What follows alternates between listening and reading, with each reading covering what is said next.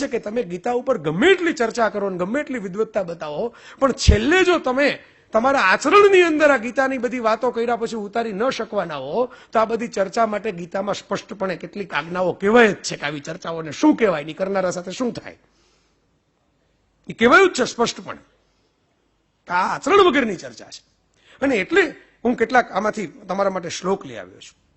ગીતાનો સૌથી વધારે મને ગમતો એક શ્લોક છે, બહુ ગમે છે, અત્યંત પ્રિય છે.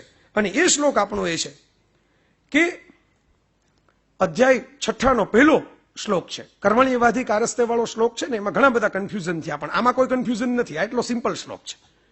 કેવળ ક્રિયાઓને ત્યાગવા વાળો, કેવળ ક્રિયાઓને ત્યાગવા વાળો યોગી સંન્યાસી નથી, કર્મ ફળને ત્યાગવા વાળો યોગી કે સંન્યાસી છે. મોટા ભાગે આપણા જે ત્યાગ હોય છે ને, ત્યાગ નથી હોતા, એક્સચેન્જ ઓફર હોય છે. એક્સચેન્જ ઓફર હું ઘણીવાર જોઉં, મને આવો સવાલ થાય, કુતૂહલ થાય. હું અગાઉ કહી ચૂક્યો છું કે ભાઈ આમ આપણે કોઈ પણ ધર્મસ્થાનકોમાં જઈએ, આપણે થોડુંક દુઃખ પણ થાય કે મોટાભાગના ધર્મસ્થાનકોની અંદર બહાર બધી ગંદકી થોડીક હોય, ભિખારીઓ હોય, ભિક્ષુકો હોય. પછી આપણે એમ કહીએ કે બહાર જો બધા ભિખારીઓ બહુ છે, આમ છે તેમ છે, લોકો એમાં પછી વીઆઈપી દર્શનની ટિકિટો લઈને અંદર જતા રહે, કારણ કે વહેલા આમાં એને દર્શન કરવા છે કે દર્શન આપવા છે આપણને ખબર ન પડે, એટલી ઉતાવળમાં હોય. અને અંદર જતા રહે પછી મને એવું થાય કે આ બહાર આપણે એમ કહીએ કે આ પેલા ભિખારીઓ બહાર બેઠા છે, તો અંદર કોણ બેઠું છે? આ અંદર લાઈન લગાડીને જે ઉભા છે એ કોણ છે? એ ભિક્ષુકો જ છે.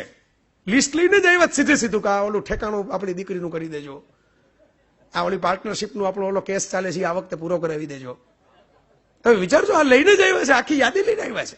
એ ત્યાં માગે છે, એ 5-5, 10-10 કરોડનું માગે છે, ઓલા બિચારા 5-5, 10-10 રૂપિયાનું માગે છે. આટલો જ ફરક છે, આટલો જ ફરક છે.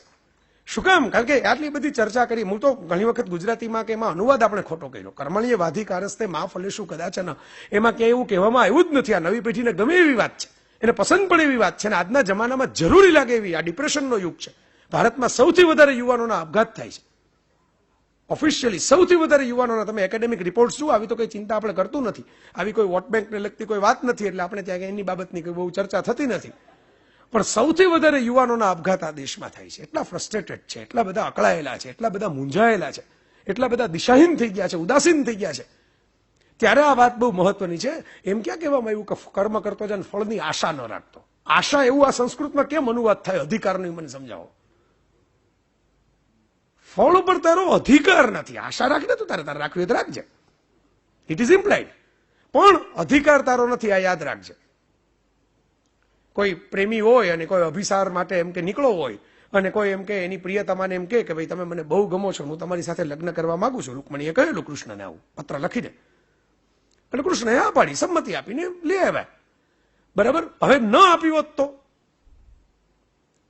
તો રૂકમણી એમ કે હું તો ઉપવાસ આંદોલન કરું, એમ કેમ ચાલે? હું સત્યાગ્રહ કરું કાલથી કૃષ્ણના ઘર સામે. મેં પ્રેમ પત્ર લખ્યો એટલે મને સ્વીકારવી જ પડે, એમ થોડું ચાલે.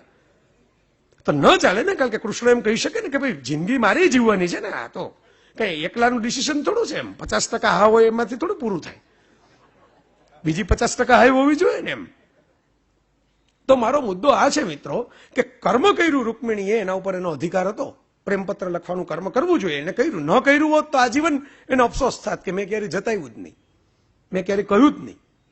પણ પછી ફળ ઉપર એનો અધિકાર નથી. ફળ ઉપર તો કૃષ્ણનો અધિકાર છે. કૃષ્ણ નક્કી કરે કે ના મારે પાણી ગ્રહણ કરવું છે તો જાય, અને ન નક્કી કરે તો રૂકમણીએ સ્વીકારવું પડે કે કૃષ્ણની મરજી નહોતી. આ વાત, આટલી સિમ્પલ વાતને આપણે એટલી બધી ગૂંચવી નાખી. હું એમને અંગ્રેજીમાં કહું તો તમને બહુ સિમ્પલી સમજાઈ જાય કે કર્મ કરવા માટેનું પેશન રાખવું, પેશન એટલે જનૂન, જોશ. કર્મ કરવા માટેનું પેશન રાખવું, પણ દરેક કર્મના રિઝલ્ટ તમારી ફેવરમાં જ આવશે એવું ટેન્શન ન રાખવું. આ એકદમ સરળતાથી આમ શીરાની જેમ ગળે ઉતરી જાય એવી વાત છે. પણ એવો શીરો જો એટલી ઝડપથી ગળે ઉતરે તો પછી શીરો હલાવનારનું શું થાય? ત્યાંથી બધી ગડબડો શરૂ થાય. એટલે એમાં બદામ નાખે ને, એમાં પિસ્તા નાખે ને, તમને ચાવવામાં થોડીક મહેનત પડે ને, તમારા દાંત થોડા કઠે, એવું કંઈક નાખતો જાય એટલે પછી ગળે ઉતરે જ નહીં, તમારે ચાવે જ રાખવું પડે સતત. આટલી મેં કહ્યું ને, આટલી સિમ્પલ વાતોને આપણે એટલી કોમ્પ્લિકેટેડ કરી નાખી. નવી પેઢીના ગમે એવી વાત છે ને, ડિપ્રેશન જ ના આવે. તમે એક્ઝામના પેપર આપો, તમારું કર્મ છે. કર્મ પૂરી જોશથી કરવું, પૂરા હોશથી કરવું. તમારી જાત રેડીને કરવું, આખી રાતનો ઉજાગરો કરીને કરવું, ત્યાં સ્થિતપ્રજ્ઞ ન થવું કે હું તો સ્થિતપ્રજ્ઞ છું ભાઈ, મારે કયું પરીક્ષા ને મારે શું લાગે વળગે, મારે એને ભણવાનું શું લાગે વળગે, ભગવાનને ભણાવો હશે તો મને અંદરથી જ્ઞાન આપશે એની મેળે મેળે. તો સાંદીપની ઋષિના આશ્રમમાં ગયા જ ન હતા, આખે આખું સિંહાસન મૂકીને મથુરાનું ઉગ્રસેનને સોંપીને અવંતીપુર ગયા જ ન હોત કૃષ્ણ ભણવા માટે. પાવરને બદલે જે નોલેજની પસંદગી કરે એને પાવર ફોલો કરતો કરતો આવે. એ બાપી કી વારસા વાળું મથુરા ઉપર ન બેસે પણ પોતાની સોનાની દ્વારકા ગુજરાત આવીને બનાવે. આ રિયાલિટી છે Krishna ચરિત્રની.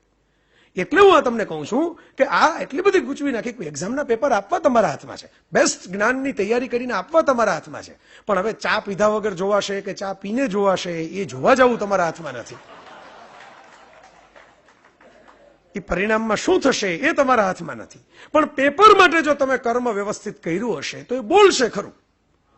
Vincent van Gogh footpath ઉપર મરી ગયો, મહાન ચિત્રકાર વિશ્વનો, ફૂટપાથ ઉપર દારૂણ ગરીબીમાં, અર્ધ પાગલ જેવી અવસ્થામાં, ગાલી ફાકા મસ્તી કે દિન કરતા કરતા દિલ્હીની ગલીઓની અંદર ખતમ થઈ ગયા. તમે વિચાર કરો, પણ કર્મ કરીને ગયા હતા, કર્મનું ફળ ત્યારે મળ્યું નહીં, ફળ ઉપર અધિકાર હતો નહીં, ફળ કોઈ આપ્યું નહીં. પણ આજે તમે વિચાર કરો, એસએમએસમાં ઘરની બનાવેલી શાયરી લોકો મોકલતા હોય ને તો નીચે ગાલિબ લખી નાખે, કારણ કે એક જ નામ યાદ આવે. શાયરમાં બીજા નામ યાદ કોણ આવે પાછા? તો ગાલિબ લખીને મોકલાવી દે. વિન્સેન્ટ વાન ગોગના ચિત્રો વિશ્વના મોંઘામાં મોંઘા વેચાયેલા ચિત્રો, સળગતા સૂરજમુખી, સનફ્લાવર્સ, સૌથી મોંઘા વેચાયેલા ચિત્રો. કર્મ તમે કરીને ગયા હશો તો ફળ ઉપર તમારો અધિકાર નથી. તમારી એ દૈવયોગે જ્યારે મળવાનું હશે ત્યારે મળશે, એ ચિંતા તમારે નથી કરવાની. તમારે ચિંતા એ કરવાની છે કે હું કર્મ બરાબર કરું છું કે નહીં, મારા ઉપરવાળા માસ્તરે મને જે લેસન આપ્યું છે એ લેસન મેં બરાબર કર્યું કે નહીં, આ ચિંતા તમારે કરવાની છે. એમાં સ્ટાર કેટલા આવ્યા ને એ ગ્રેડ મળ્યો કે નહીં ચિંતા તમારે નથી કરવાની. એ ચિંતામાં પડશો તો કર્મ ઉપરથી ફોકસ જાશે, ધીરે ધીરે સ્ટાર ઉપર ફોકસ વધશે. આ આટલી સિમ્પલ વાત મેં કહ્યું એમ, આખી નવી પેઢીને ગીતાને જો આટલું દોહન આપવું હોય તો આટલું જ આપવાનું છે, આટલું જ આપવાનું છે કે તમે થોડું ઘણું એટેચમેન્ટ